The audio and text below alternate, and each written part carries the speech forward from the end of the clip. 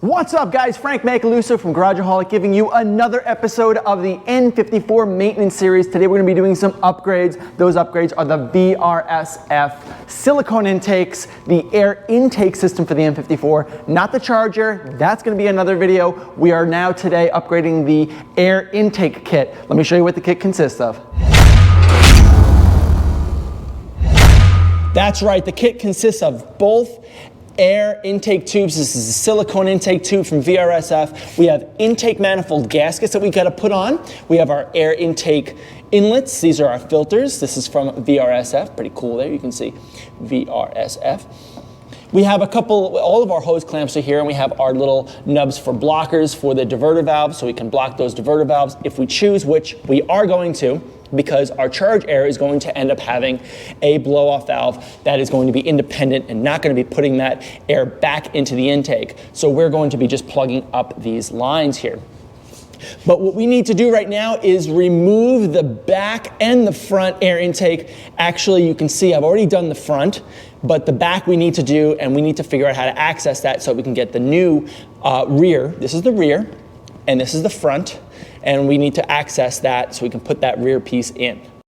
This is possible without a lift and without having to remove the transmission first, but we are not going to be doing that. As you can see here, we have our black tube that goes down into the rear turbo, and we need to remove that. There are two T30 Torx bolts that we need to remove from above, and then we can start pulling this out, and then we can get the new one in.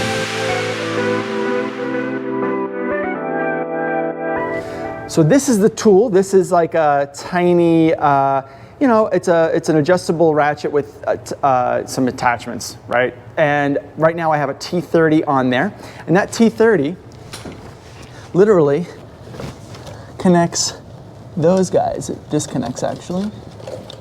There's one right here.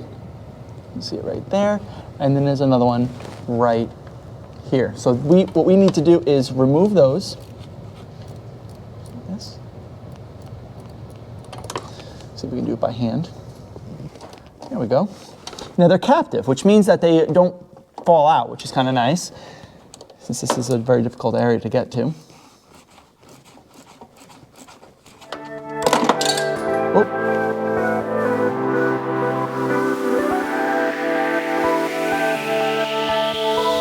All right, so looking underneath, the problem with this and getting it out is actually right in there. You can see it's kind of floating around.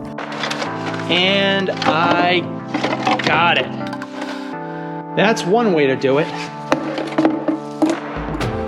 Okay, now that the tube is out, it's time to put the new one in. As you can see, I don't have the intake manifold in yet. We will be doing that next.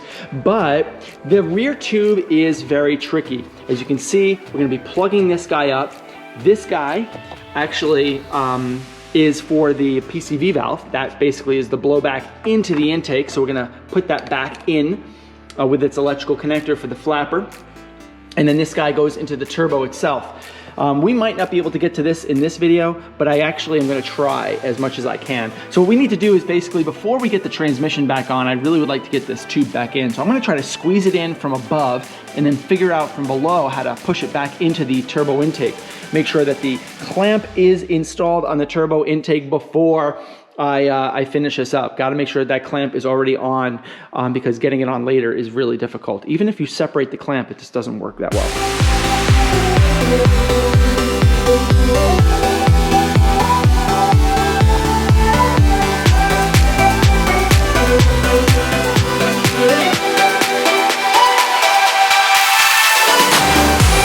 All right, so from underneath, the tube is on. And I'm just working on getting the clamp in there because the clamp is kind of pushed up against the transmission and the silicone tube, but it is seated onto the turbo finally. And I was wondering if I'd had any issues with transmission clearance, and I don't. Seems like everything looks good there, but this was definitely very tiring. I'm glad that I got this part done. This part was really the part that I feared the most, that and the exhaust downpipes, which we'll do in another video. But for now, I wanted to try, I'm not gonna get the clamp on now because I'm gonna be doing this and removing everything else. So I'm gonna do the clamp later. But for now, I think I got everything positioned the way I want it. And now it's time to put the intake manifold on. So now that the intake is in, you can see that it kind of moves around really nicely so you can get it exactly where you need it. Let's put the clamps on this. Let's put the clamp on this, and let's get the intake manifold installed with the new intake manifold seals.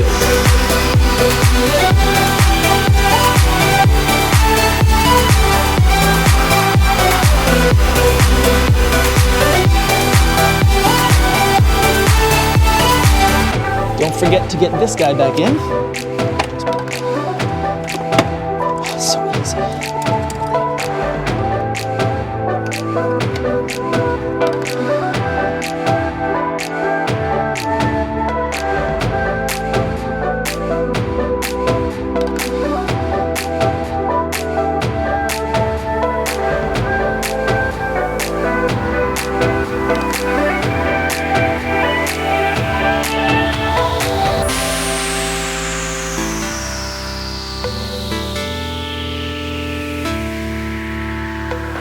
Wow, so we have been installing a lot of stuff. Let's just do a little recap before we move on with the rest of the air intake.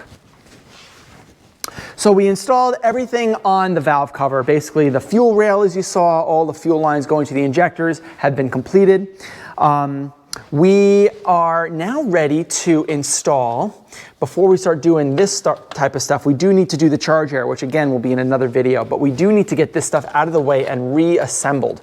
So there is a cowling that goes over all that. We actually can install that prior to actually having to do the air intake.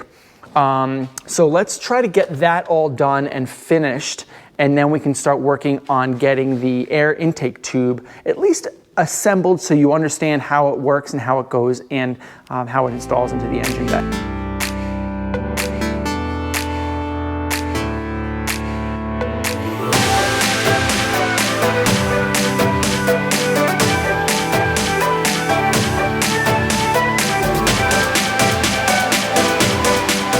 All right, all of the cowling has been reassembled, and what we're looking at here is the intake for the rear. The rear intake, actually, quite clever. VRSF provided two different versions. They provided a chrome version, and then they provided a black version, depending on what kind of decor you want in your engine bay. And here is your intake air filter. Pretty simple. I'll use the black, but this basically just sits right in there. You put the hose clamp on that, just like that. And the other side goes into the intake. But what we're gonna do now is we're just gonna make our lives a little bit easier and do the hard part first. And that is, we're gonna take this guy, we're gonna put it on now. Fits right on there. I got about maybe ½ an inch of clearance there, which is perfect. That's all that I really need. And I'm gonna take the clamp and put the clamp on. That way it makes the air intake be a little bit easier. But I'm not gonna put the intake on right now. The filter is not gonna go on because I still need to do the charge air, as I said earlier.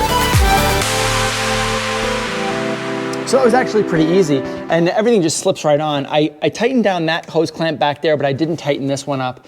And I wanted to try to see if I can get the this guy in. Let's put these guys like this. See how this guy fits in right here? Should kind of go and slip inside of here. I'm gonna do a lot of coolant work in the next couple of videos, but for now, that guy looks like it fits right in there. It's gonna fit right, probably underneath actually, I think. Let me see. I think it's gonna go underneath. Yeah, it's gonna come underneath, just like that, right? And the other filter is gonna sit right in there. And obviously we cap this off just like we capped the other one off, and it sits really nice. So yeah, this is pretty good. Just got to be careful about the belt. That's the only thing I'm a little bit worried about, is the proximity of that belt.